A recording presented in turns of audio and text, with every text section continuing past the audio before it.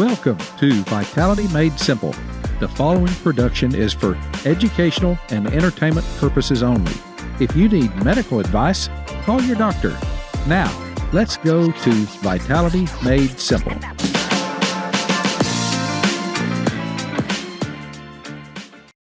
Welcome to Vitality Made Simple. This is the podcast that equips you to feel better, look better, and to enjoy better relationships.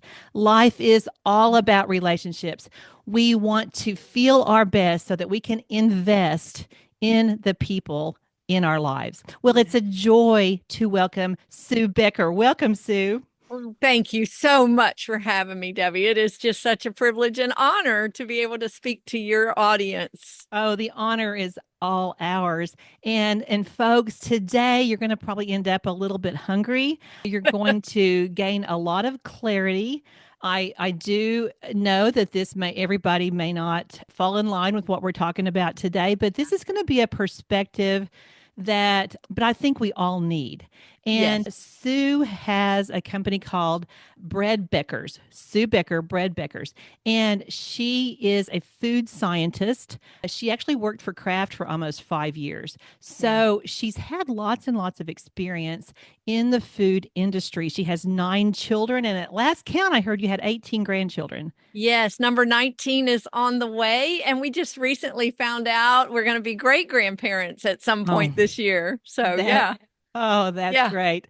And I don't know if we'll get into it, but when she talks about how her kids have not been sick, I mean, you're going to be so impressed. So we're going to talk about real bread today, real bread. And we're going to differentiate between what's in the grocery store. Yes. So I love it, Sue, that you're coming from a scientific background, from the background of boots on the ground mother. And then, of course, you started a business in 1992. So now you have thousands of testimonials from people. Yeah. So first of all, tell us about your bread. It's just so different than anything else that we've heard about. Yes, it is. And, you mentioned that I was a food scientist, and I graduated from the University of Georgia, studied after I graduated, continued to study healthy eating and biochemistry. And that was my jumping off place. But in 1991, I was introduced to a healthy eating concept that radically changed my life. I was through a medical publication. I was introduced to the whole history of flour milling, what began to happen in the early 1900s to our flour and then, of course, our bread. So with flour spoils, and that's one thing people don't understand. Grains are one of the most nutrient-dense food God has given us. Genesis chapter 1, verse 29, he gave us 2 kinds of food. Plants that bear fruit for our food. So those are your fruits and vegetables. But then he gave us plants that bear seed for our food. What's the difference? Fruits and vegetables, wonderfully nutritious. We should all be eating them, but they spoil over time. They decay, they rot, they lose nutritional value. We may not be seeing it, but every day they're stored in the refrigerator or on the counter, even on the tree, they're losing. Not so with grains. Grains are storable because they're the seed. God created them that way so we would have next year's crop. So left whole and intact, grains like wheat and spelt and barley and corn are storable. But what happens when you mill that into flour? All those nutrients, all those vitamins, all those minerals are now exposed to the air, and a process known as oxidation begins to take place immediately. You don't have to be a food scientist to understand oxidation. We've all cut an apple, cut an avocado, and watched it turn brown. That's oxidation. What we don't see, just like with those fruits and vegetables, is the loss of vitamins and minerals. There's some discrepancy as to how much is lost, but nonetheless, that flour loses nutritional value, but it spoils. And prior to the 1900s, people knew this. And so they made their own bread. They milled their own flour, or communities were built up around the local miller so they could go get their flour more freshly milled, made their bread. But someone discovered Because when you mill it into flour, and if you've never done that, the bran, the outer portion of the grain, and the germ, which is the interior where all your vitamin E and those fats and oils are, when you mill it, those stay a little bit coarse. So in the late 1800s, early 1900s, they discovered that they could sift. We've all seen grandma's sifter, probably. You can sift those coarser parts out and leave just the white flour portion. So it led to the invention of the steel rolling mills that would sift the bran and germ away, producing this long-lasting white flour that, for all practical purposes, is nothing more than protein and starch. All your vitamins, minerals, fiber, your fats and oils are in that bran and germ portion. So wonderful discovery, so we thought. And eventually the local millers went out of business. Everybody was like, hallelujah, I don't have to mill my own flour anymore. So the steel rolling mills took over the market, and white flour, white bread became food for the masses. So the first time in the history, really, of the world, white flour was the food for everyone. So what began to happen, though, they thought this is a wonderful discovery, technology and improvement and industrialization. 3 diseases became epidemic shortly after the white flour, white bread took over the market. Beriberi, which is a vitamin B1 deficiency. It's a nervous disorder. Pellagra is known as the disease of the 4 Ds. It's dysentery, dermatitis, skin issues, bowel issues, mental insanity, and ultimately death. People were dying from pellagra.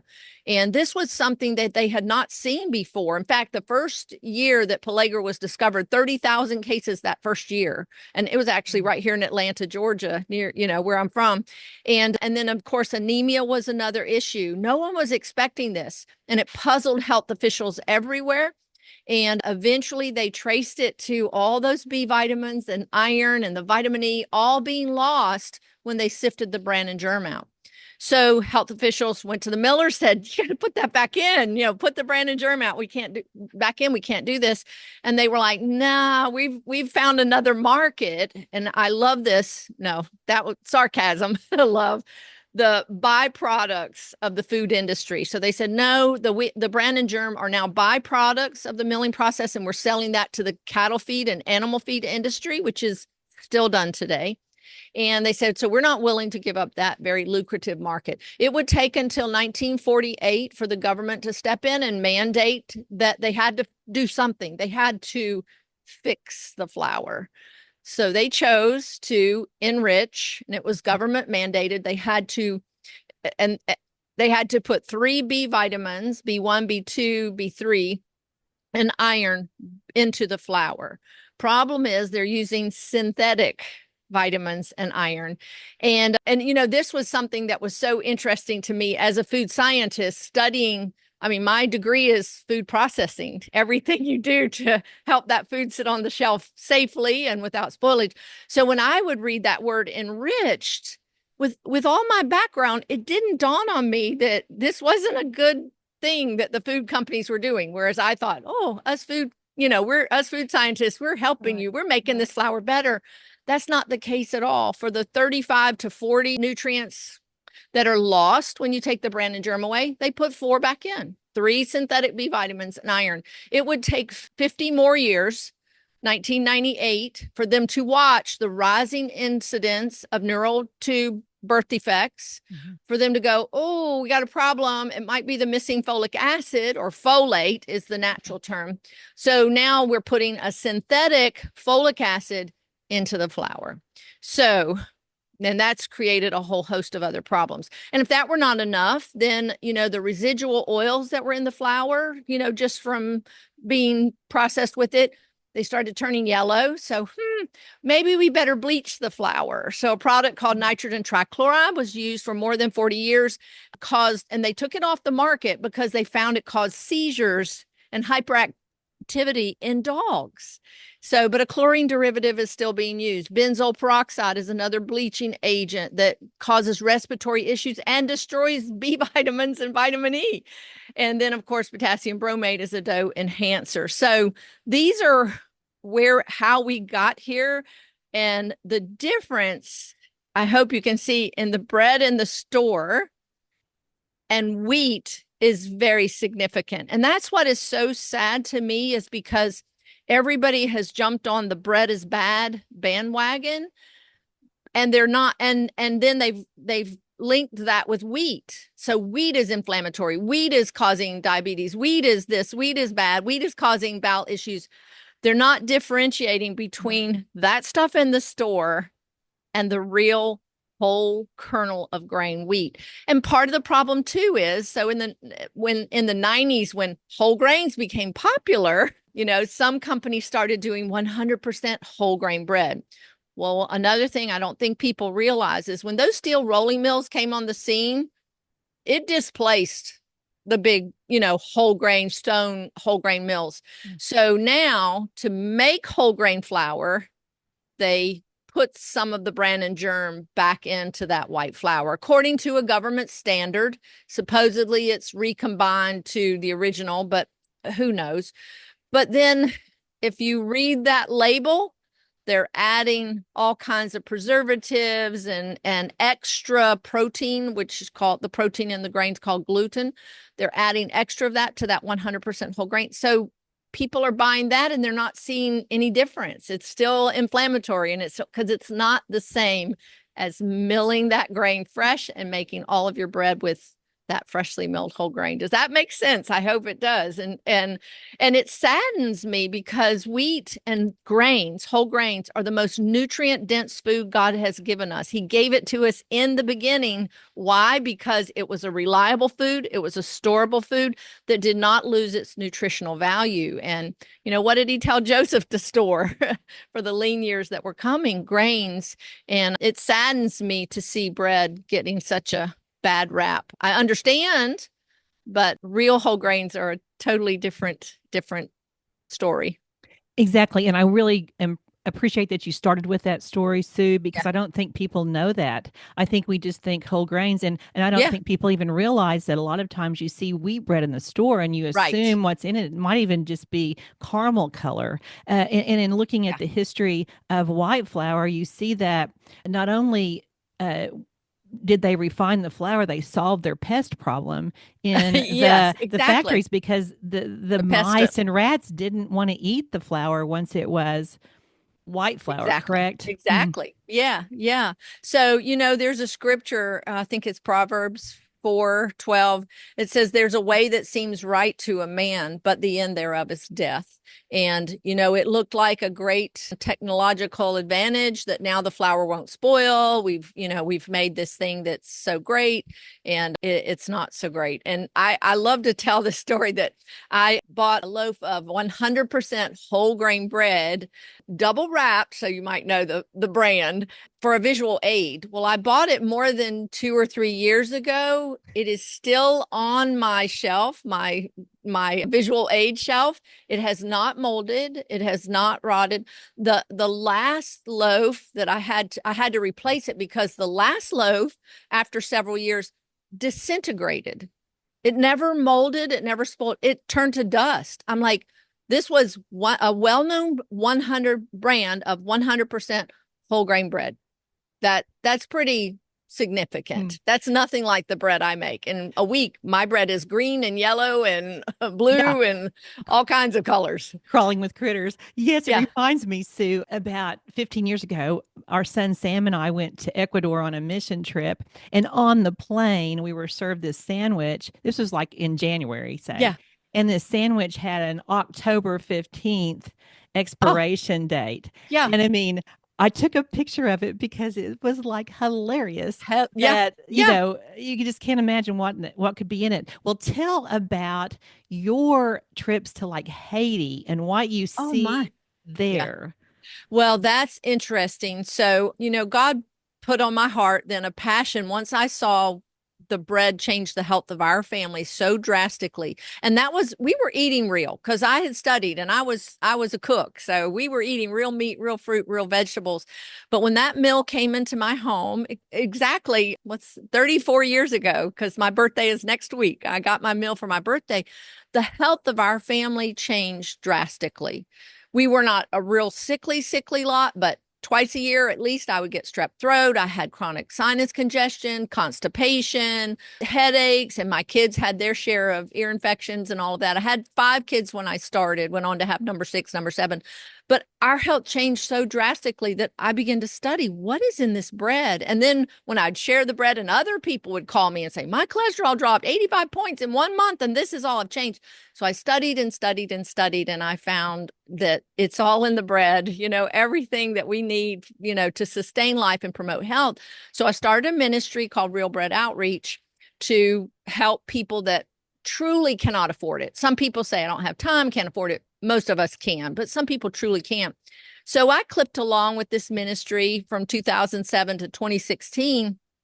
But in 2016, some pastors in Haiti that run orphanages and schools called me and they said, could you bring this bread to Haiti? My first thought was, it'll be moldy by the time I ship it there. I wasn't thinking going there, getting them the equipment, but we did. We made our first trip in 2016 and set them up. One orphanage and school had about 150 children in the orphanage and 500 to 800 kids in the school. It's a little less now because of the unrest there, but I taught 5 teenage boys how to make bread, freshly milled. They got up every morning before school, and then some would come in after school and make bread for the kids in the orphanage and then for the kids in the school.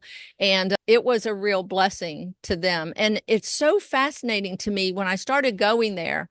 Yes, they have some health issues, but nothing like what we see here in America. The kids' teeth are perfectly straight, and I get it. There could be some genetics there, but no peanut allergies, no gluten allergies. Someone asked me, they said, did you have to get permission with the government to take these rolls into the school? And I'm like, no. And we take it in a big tub and we hand them to the kids without even a napkin, and we smear them with peanut butter. And this is just not an issue. And I'm like, what is going on in our country?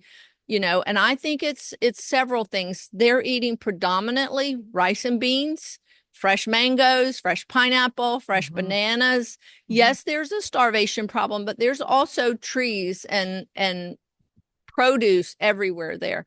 So, and they don't have the vaccinations and they don't have access to all the medicines and antibiotics. They have access to prayer when they get sick. And so that was a real blessing to be able to take the bread there. We worked with another smaller orphanage, and they said that they saw some of the kids' skin issues where they were losing their pigmentation. That resolved. Also, you'll see their hair will be real orange, and that's a mineral deficiency.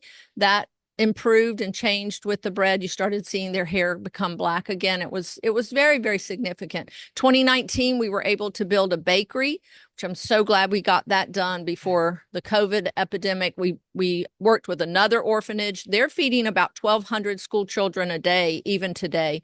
During COVID, the first orphanage where we worked with, they had just put in a hen laying operation, and supplies were cut off. They couldn't even get out of the campus to go get groceries. So for a while there, the kids were getting an egg and a roll a day, and that's what they were eating. So we've been real blessed to have that going and just knowing that we're bringing the best nutrition possible. And, and white flour's there now too. It's not just an American thing because everybody wants to live like the rich Americans. So yeah, it was a real blessing when I shared kind of what I just did, the history of white flour, with some of the nannies and the workers for the children. When I shared that with them, they were like, what?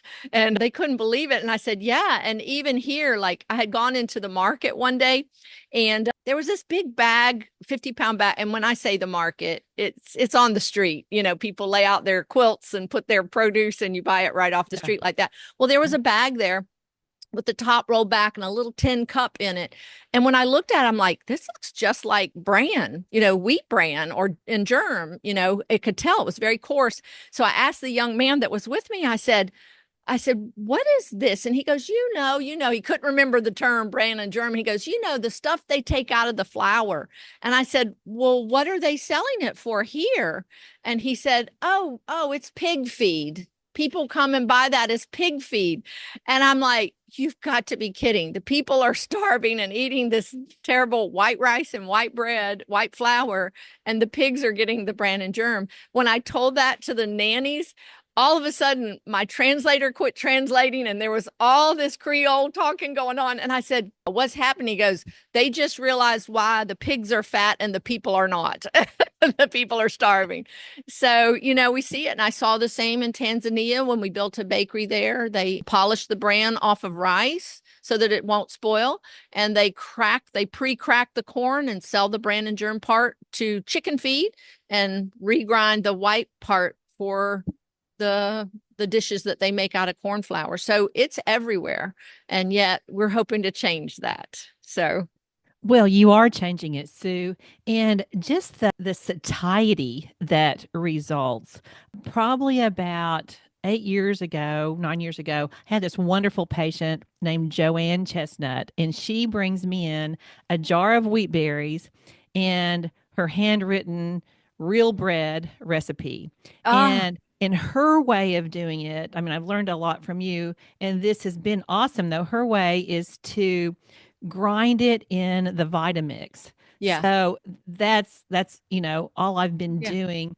And it just, it's what, 5 ingredients. It's Yeah. it's so simple, it's so fast, but it's so satisfying. Yes, it is. Yes, it is. And see, that's the thing that is sad too, because everybody thinks bread is going to make me fat.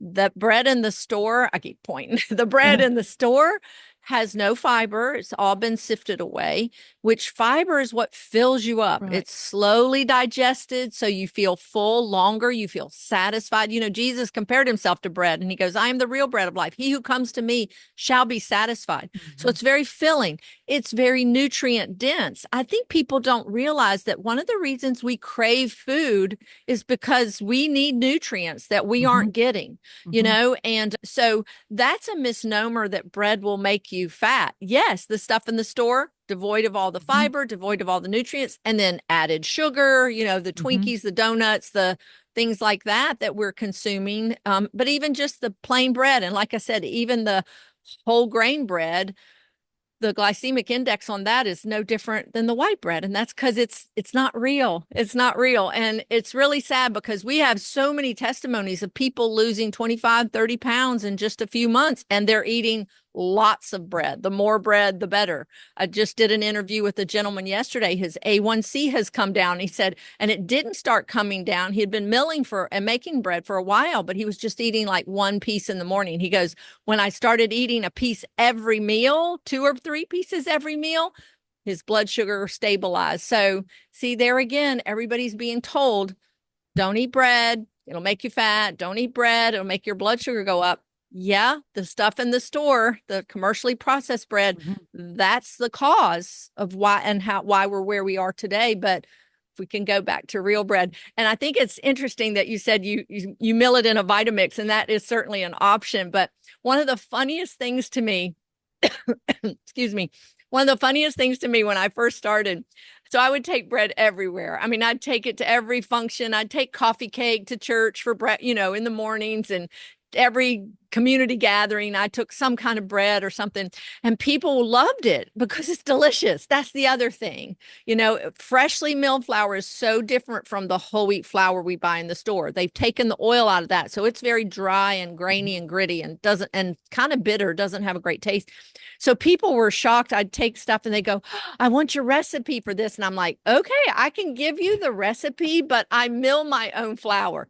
It was so funny to me. First question, and they may do this, you may know this too. They'll go, you do what? And I'm like, I mill my own flour. And then they would go, where do you live? And that always tickled me at first. I think they were picturing a barn and the big, grist mill, or I live by a river that had the grist mill. And, I use behind me here is the Wonder Mill. And this is what I use. You can see I don't need a barn. It sits on my kitchen counter, and I have a tiny kitchen at home. So it sits right there. And it's still the most important appliance in my kitchen is my grain mill. So I use it every day. I mill flour. I make muffins. I make pancakes. and make bread. It's just my husband and I now at home. My children are all grown and gone, but it's a very doable when you have the right tools. And it's just funny. Some people think it's hard, or like I said, you have to have a barn, or where do you get this? I'm like, nope, it's a little mill that just sits on your counter. So Wonder Mill is what I use. So Yeah, it's really quicker than going to the store. If oh people yeah. would, I mean, it's super fast. Yeah. Super Yeah. fast. And when you have snow and ice storm and bad weather, you don't have to dash out and go, oh, I hope I can get bread, before it's all gone. You got it. You just make it. Yeah.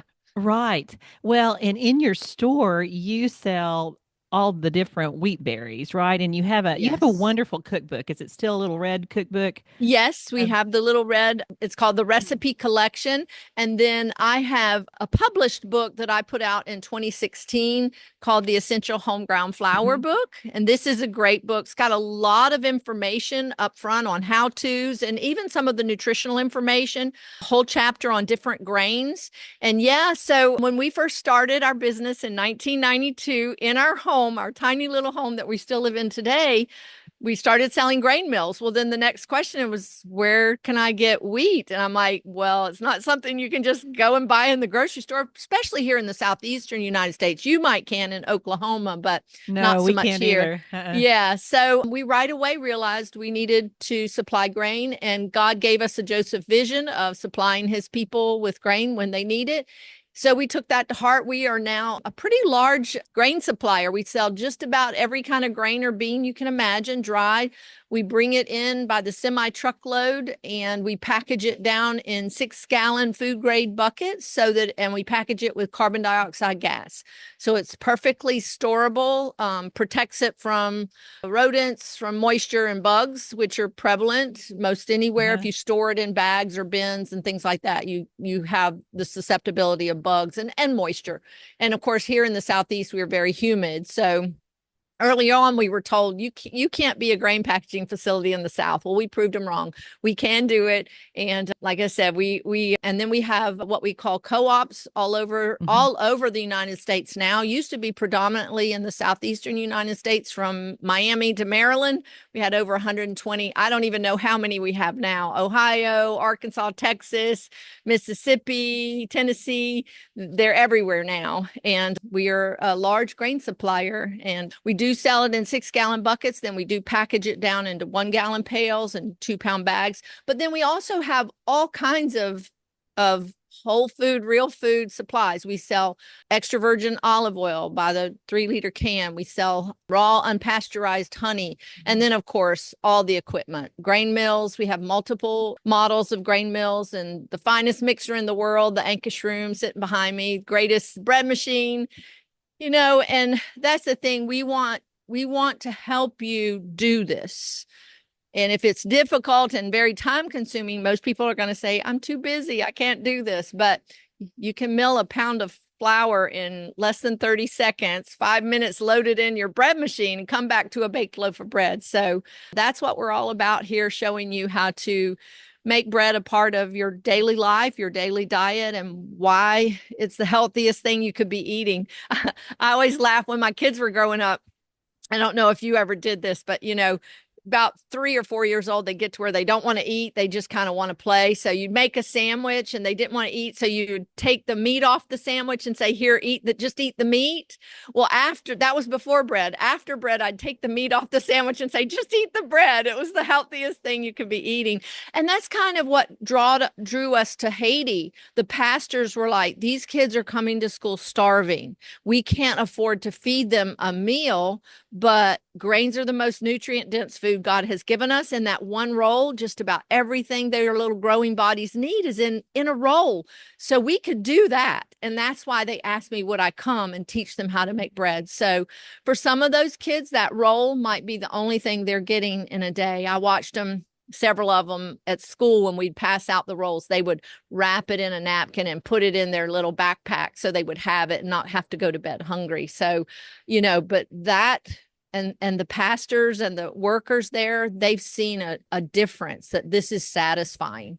So, and at least something they could do. Yeah. Well, and they probably have more capacity to learn and Yeah. behave in school. It makes me wonder, Sue, about some specific stories you've seen of Oh, yeah. healing, hearing about the potassium bromide. I knew that's been added to the bread. And of course, that's a halogen that is a thyroid disruptor. It displaces Yes. iodine on the thyroid. So I would suspect that some of the stories have been thyroid related, but tell us some of your stories that come to your mind Oh of my goodness. people feeling better. Yeah. Oh gosh, the list goes on and on. I have hundreds of, I call them It's the Bread stories on my podcast called Sue's Healthy Minutes.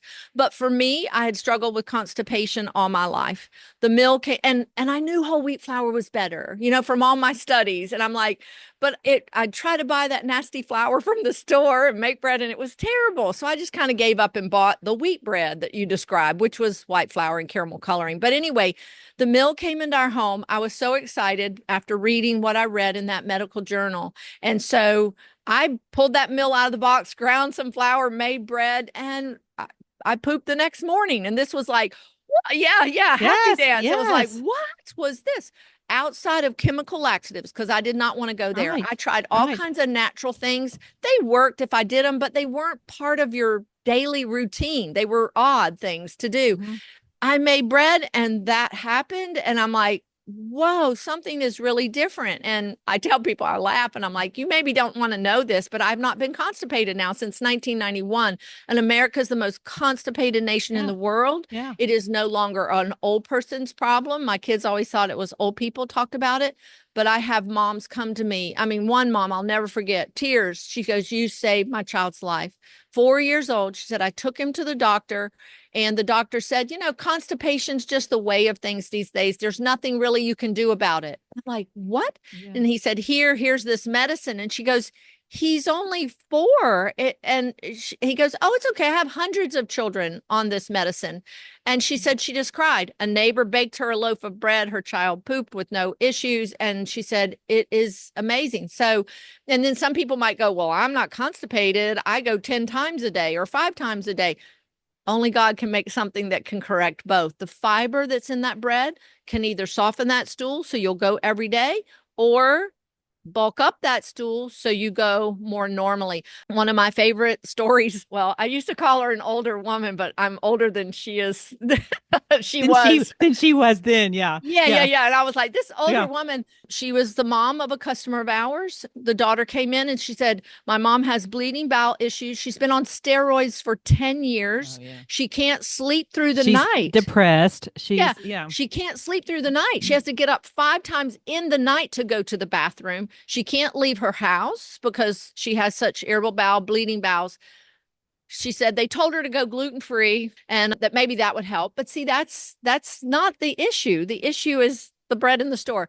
She bought, our ministry gave her a grain mill. She went up, they were missionaries. So she had 2 weeks furlough. She said, Sue, within 5 days, my mother was sleeping through the night. By the end of the 2 weeks, she totally had her life back. That's pretty impressive. And how many bowel issues do we have in this country? And it's almost, I think it is epidemic. Then another thing for me, my sinus congestion all went away. I had chronic postnasal drip and sinus congestion. I had to take antihistamines at night to go to sleep because I couldn't breathe. Within a month, that was all gone. And it's because the toxins were being taken out of my body. I think people don't understand that. Mucus formation is your body's response to toxins. It's so you can blow it out your nose, cough it up, or whatever. And I think we don't make that correlation. And so now that my bowels were moving every day, and people don't think about that's trash. That's what your body said I don't want, and take out the trash. So now that was eliminated, my sinus congestion went away. My energy levels, I had 5 young children. I homeschooled. I had nursing baby. I noticed in that first few days that I had a lot more energy. My sugar cravings went away. People crave sweets because our bodies were designed by God. Don't let anybody tell you different, to use carbohydrates for energy. That's your brain's food. That's your body's food. That's your cell's food. It converts it to sugars.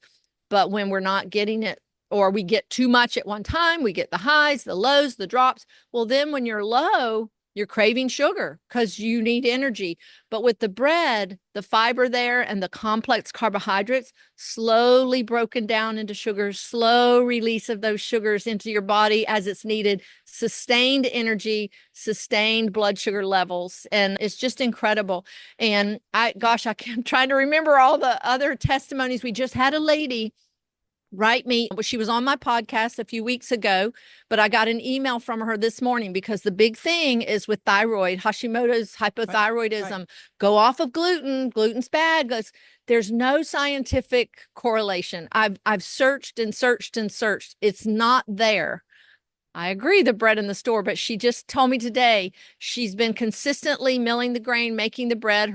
Her thyroid, she's been able to reduce her thyroid hormone prescription every few months now since she started the bread, and she's dropped it.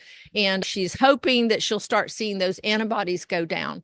But, this is just, there's other issues and we're attributing it to gluten when it's other issues with the bread. The fiber's gone, the nutrients gone, the fake B vitamins, folic acid, that's coming out now, the MTHFR gene mutation. It's big, and yet wheat is being blamed, and that's not the issue. Yeah. Right. So, there's also something, Sue, so satisfying about preparing food.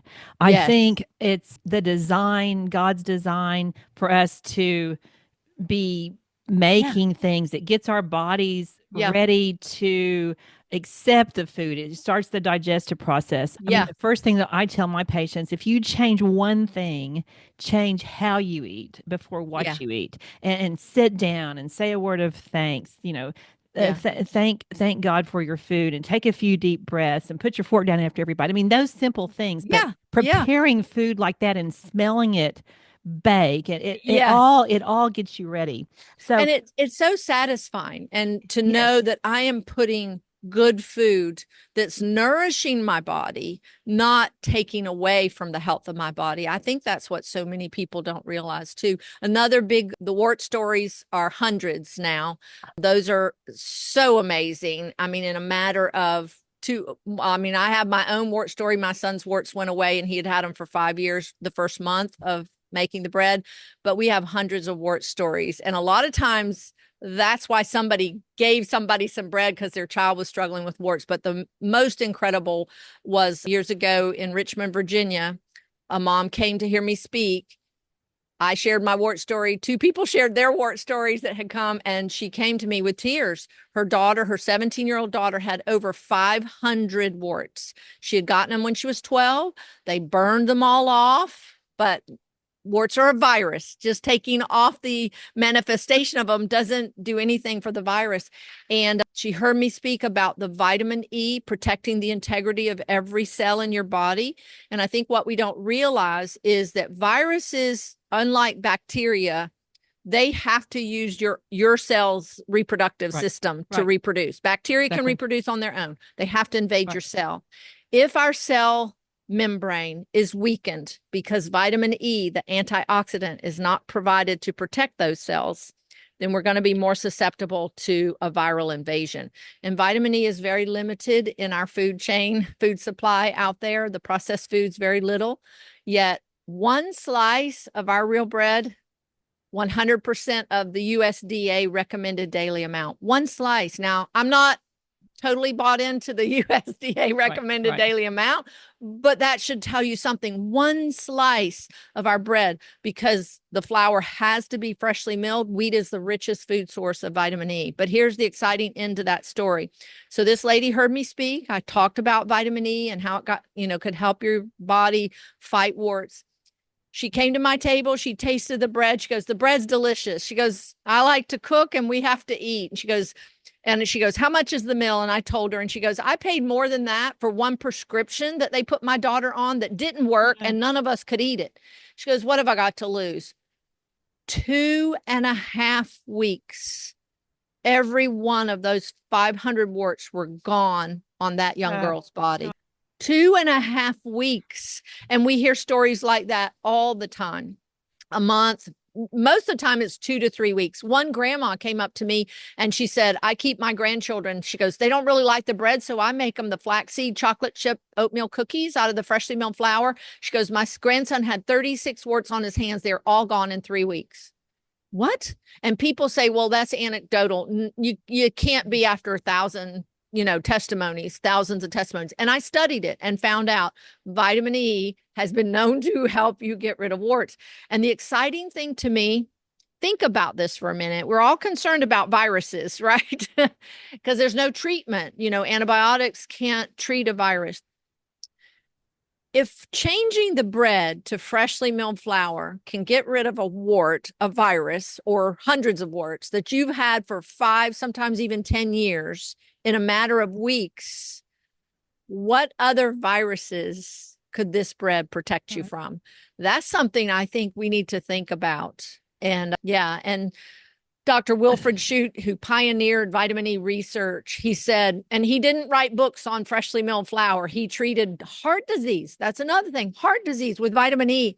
He said when the steel rolling mills came on the scene in the early 1900s and the bran and the germ started being fractured, he called it, from the grain, we lost the most potent antithrombin, blood thinning agent in vitamin E that natural food supplied. That's pretty significant.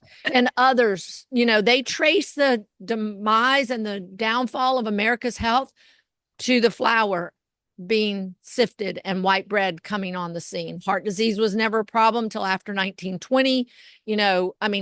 Few isolated cases, but nothing like the number one killer that we see now. Yet Psalm 104 says God gave man bread to strengthen and nourish the heart. Every nutrient to break down fat and cholesterol is in wheat, inositol, choline, B6, vitamin E, lecithin. It's all there. Cholesterol. And that's another thing. My first testimony outside of my family, lady called me before breakfast one morning, said, it's the bread. It's got to be the bread. That's why I call them my It's the Bread story. She goes, my cholesterol dropped 85 points in 1 month and all I've changed is the bread. I know it's the bread. She goes, I've been trying to get my cholesterol down for 3 years.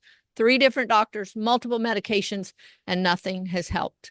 And the bread that she loved, I made for her. You know what it was? Cinnamon roll with cream cheese icing. She ate one after every meal, and that's what did it. So that's a heck of a vitamin. I'm like, pill or cinnamon roll with cream cheese icing, Metamucil or laxatives or bread. What do you want, Well, your research about viruses is really fascinating. I'm seeing too many patients who have a resurgence of Epstein-Barr virus.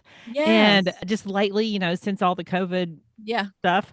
And so that's really, makes me wonder if that might be something to have people try and just, send them this podcast. Well, and not only that, but, so not only are the grains the most nutrient dense food God's given us. It's only really slightly deficient in vitamin A, and then vitamin C, vitamin D, and then B12. But so eat your fruits, eat your vegetables, get outside in the sunshine with no sunscreen, and then get your B12 from the foods that God has given us for that. So one thing that we don't understand is the fiber. For so long, they thought, there's no nutritional value in fiber. It just helps you eliminate. But now they have, well, not now, but years ago, they discovered when that fiber that cannot be digested by your body is dumped into your large intestine, your bowels, to be eliminated, those good gut organisms, microbiome, good bugs, if you want, whatever you want to call them, that live there, guess what their food is? Their food is that undigested fiber. And as they feed on that, they ferment it. It's called gut fermentation. They produce in your gut natural antibiotics, because I tell people they don't want the bad guys living there in their house either. A host of B vitamins, vitamin K, and that form of vitamin K that those organisms produce, it all gets absorbed through the walls of your colon. That form of vitamin K is the form that helps your bones lay down and absorb the calcium. So, Fatty acids, butyric acid is one that they produce. That is, they've so much research on butyric acid, or butyrate, whatever you want to call it. It is the food for the cells that line your gut lining, anti-carcinogenic properties, So I've read, studies and doctors that talk about 75-85% of your immune system is not those T killer cells and those white blood cells. Yes, those are great. It's those gut organisms. They're already doing the job for you, to help fight those pathogens. So this is something besides the vitamins and the minerals and the nutrients that we get from wheat itself. Look what else it's doing. We have a little vitamin factory going on in our gut. That's amazing.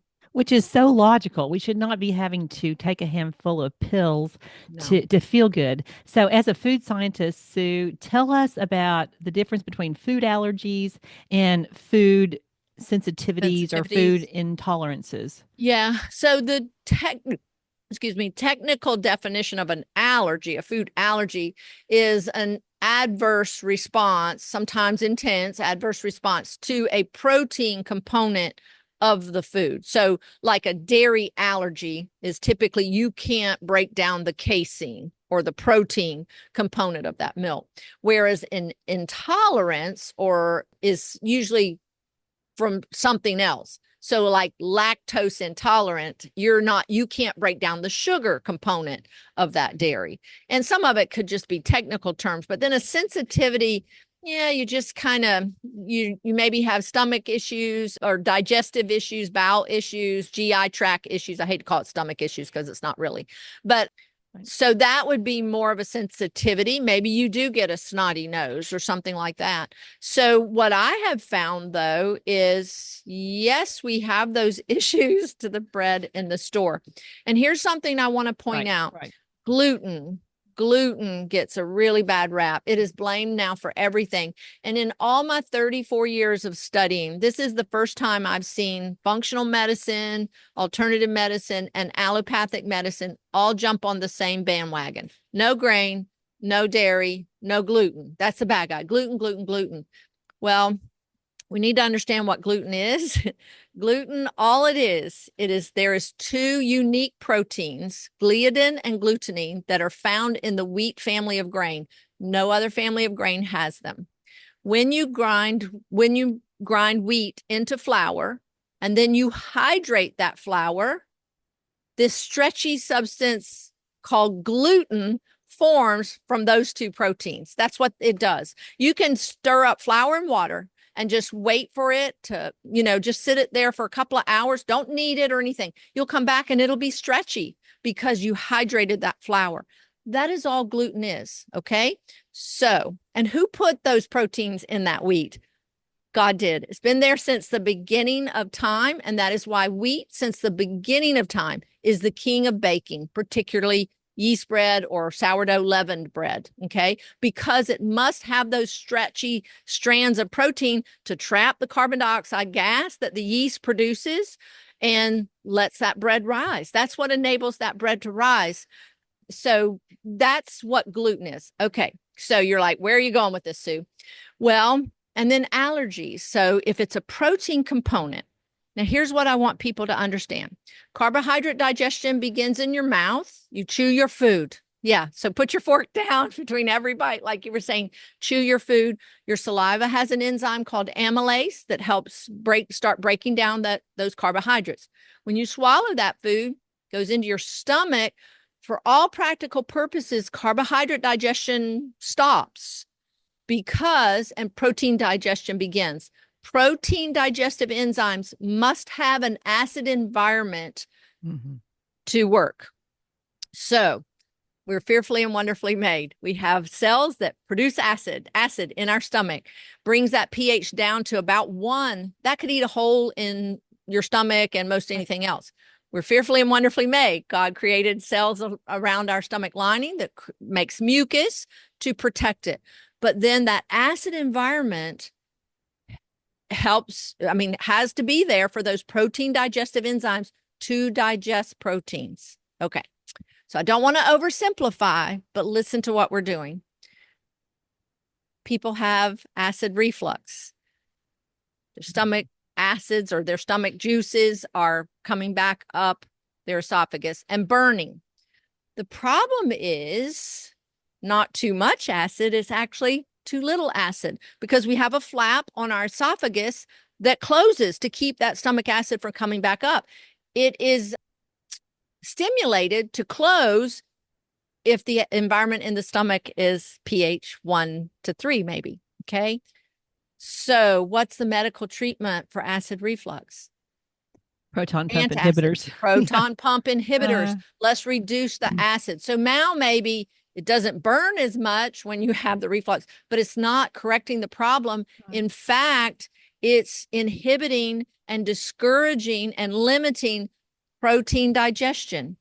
Proteins don't get digested properly. Guess what happens?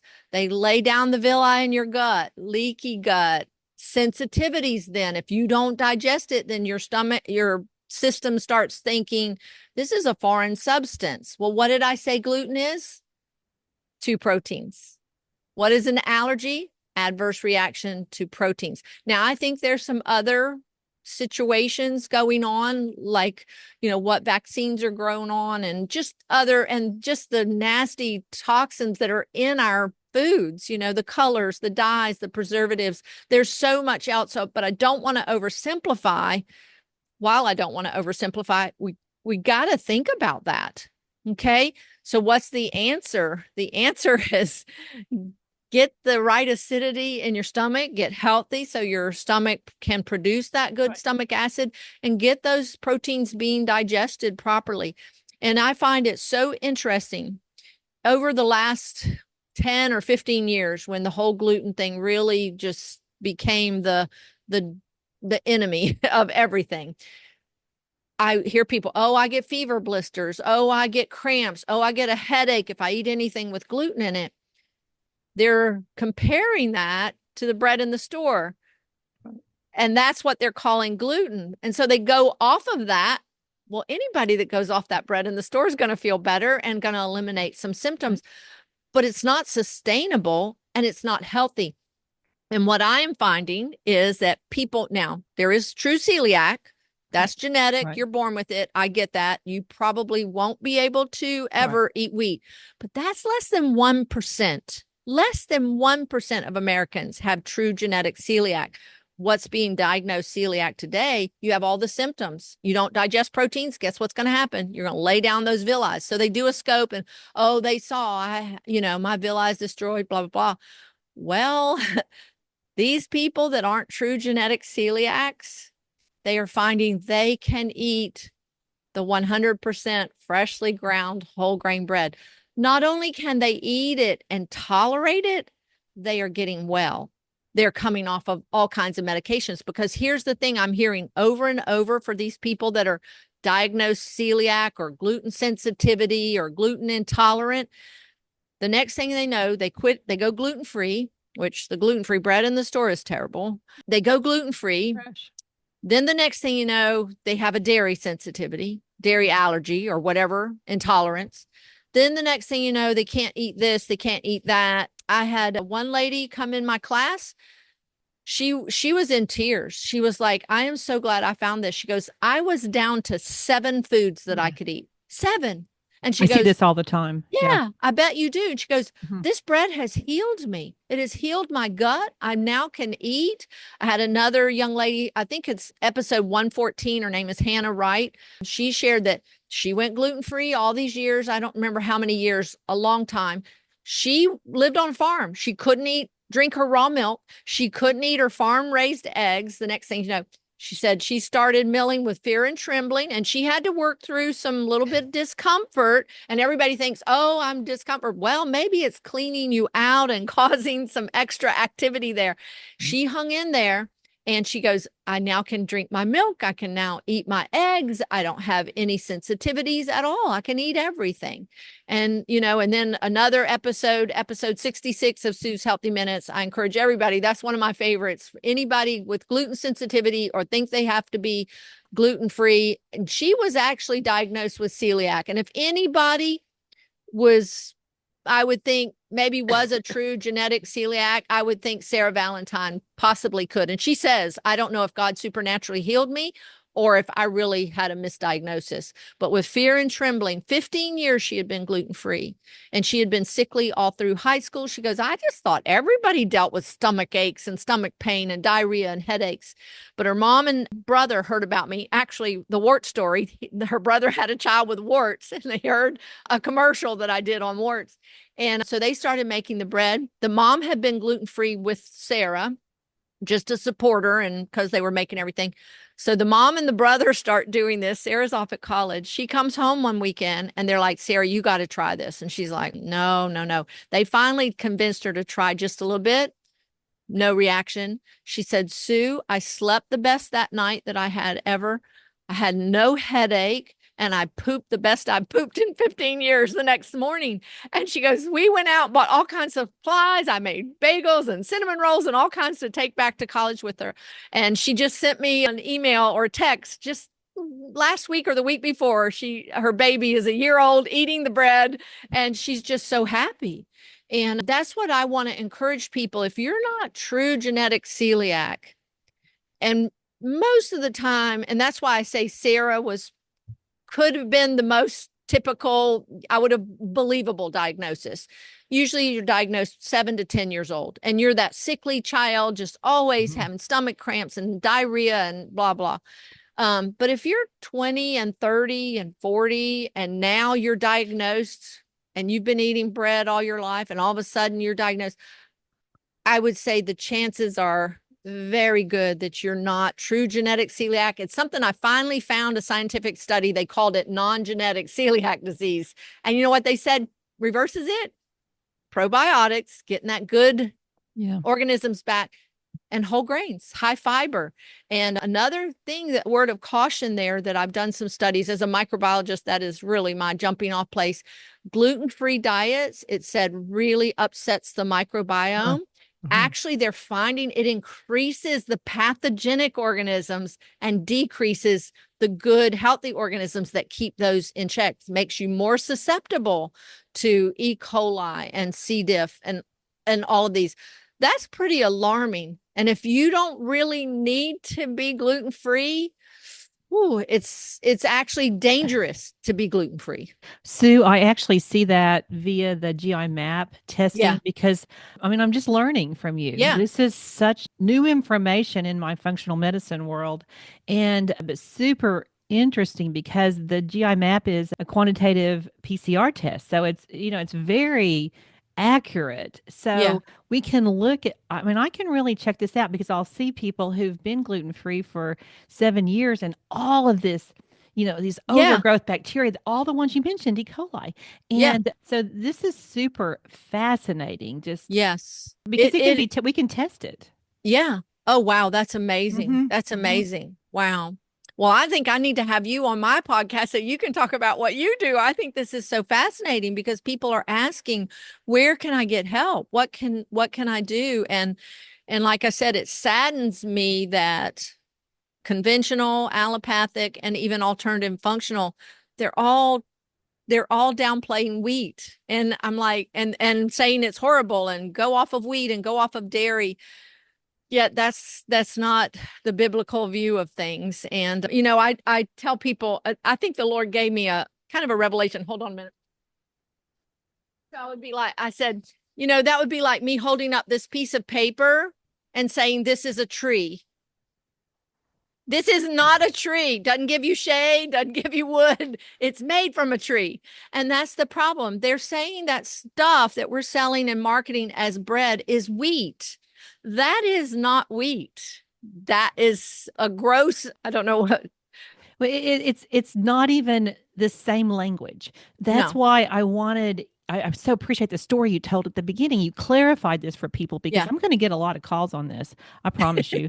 And, and it's one of those things, if people are not a certified celiac patient, why not try it? Because when all those things you mentioned, pooping every day, warts going away, headaches going, energy returning, that's all about relationships. Yeah. That's all about relationships because people feel poorly and they stay home. Or can 17-year-old with warts? I Yeah. mean, you're staying It- home. And You're yeah, not she was so out. embarrassed. She wouldn't Yes. swim in public with her friends. Yes. She wore, here it was middle of July. She was in blue jeans because she had a patch on her leg about this big.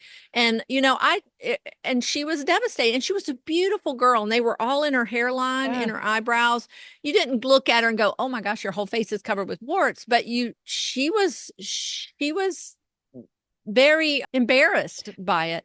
And, I tell people being healthy to me is not just not being sick often. Being healthy to me is not just not having heart disease or cancer or diabetes.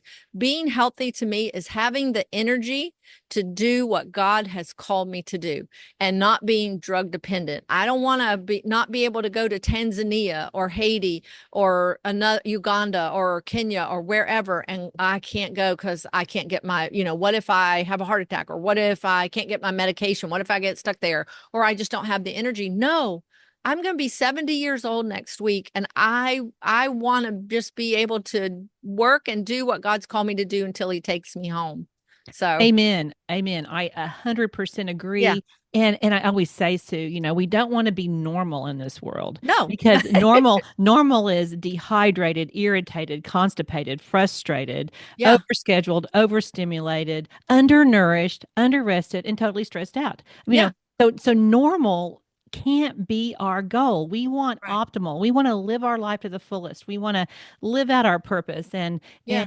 enjoy the people in our lives that God's given us. And I And mean, not living at the doctor or the ER or the urgent care all the time. yeah, In the 25 years of raising my children, we went to the doctor twice for an illness. 9 children. that's That's amazing. some people go more than that in a week. Yeah. And yet that's what we saw. Twice they needed antibiotics. I'm not opposed if we need it, but oh man, antibiotics Mhm. disrupt the whole microbiome. And it's just, and the Yeah. prescribing steroids, the overuse of steroids, that one's really scary because that just shuts down your adrenal gland. And that's, an allergy related organ, so there's a lot going on. And when people say I don't have the money or I don't have the time, I'm like, wow, how do you want to spend your time living life and enjoying relationships, or spending your money at the doctor on medicine or whatever? Yeah. It's No, sad.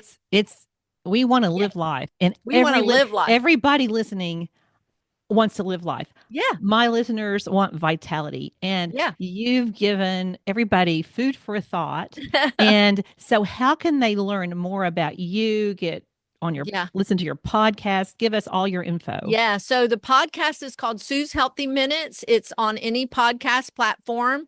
I laugh and tell people you can tell Siri to play me and you can tell Alexa to play me if you're tuned in with those. You can go to our website, breadbeckers.com, and that's bread like you eat, Bread Beckers, our last name with an S.com. You can find the podcast there as well. And I encourage everyone, sign up for our email newsletter. There's lots of online classes on our YouTube channel, Bread Beckers YouTube channel. And I would encourage everyone to find the video on our YouTube channel called Real Bread, the Staff of Life. It's 3.5 hours, but it will, like it did me, it will blow your mind. You'll go, what? And so I just encourage that. And then, of course, we're on Facebook and Instagram, so you can find us there. And yeah, so breadbeckers.com. We have co-ops all over that help with shipping. Our machines ship free to all 50, I think 50 states. Yeah, our machines ship free. And then of course we have the co-ops because grains are heavy. So that helps with shipping there. But so breadbeckers.com, Instagram, Facebook, YouTube, and then Sue's Healthy Minutes. Okay, we'll have all of that in the show notes. Yeah. And I can't thank you enough. Yeah. And don't forget, this is a great book to start, and even like some of the nutritional information. It's called the Essential Homegrown Flour Book. You can find it on our website as well. Oh, that's great. Thank you. You're so welcome. And thank you, listeners, for joining me and joining Sue. Because of you, we're in over 5,500 cities and I don't know, 130 something countries. And join Sue on her social media outlets on Instagram. Join me on Instagram and on YouTube. And just make sure life stays delicious. Blessings I until love it. Blessings until next time. Thank you, We'll Debbie, close. so much. We'll close there. Yeah. Thank you. Thank you Sue. so much for having me. This was amazing. And I will be in touch because we need to let our listeners know about you and what you're doing. Thanks. I know they may not. Yeah. You're just a joy. Well, my work basically is looking at the oral microbiome and how it disrupts the gut microbiome. Wow. But I give a lot of nutritional advice, and people are so afraid of bread. I know they are, and they just need to know the truth, and the truth will set them free. Well, and I wanted to bring up that verse, and I forgot to, about the millstone. Don't take a millstone. Isn't that so fascinating?